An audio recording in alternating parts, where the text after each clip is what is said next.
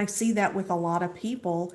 They start to get burned out because we have these stories inside that, well, if it's going to get done right, I have to be the one to do it.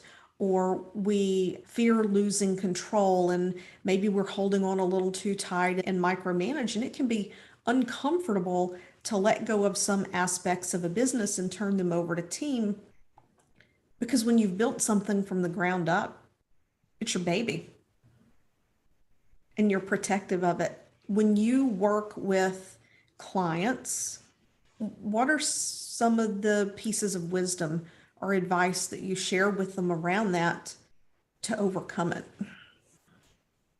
So my clients are business owners, and one of the things that happened very often that leads to overwhelm is to try out every strategy that every person tells you to do, right?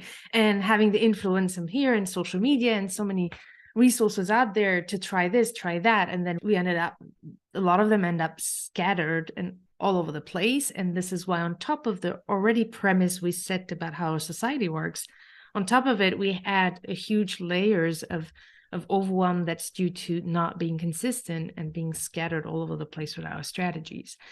But also the other one is to use the strategies that work for other people, but don't necessarily work for us. So what I really am focused on is to not copy paste cookie cutter strategies on my clients, but rather finding those that work for them and the market they're in, and figuring out how to make it work for them so that they can be consistent, because the worst thing that can happen to a business is lack of consistency.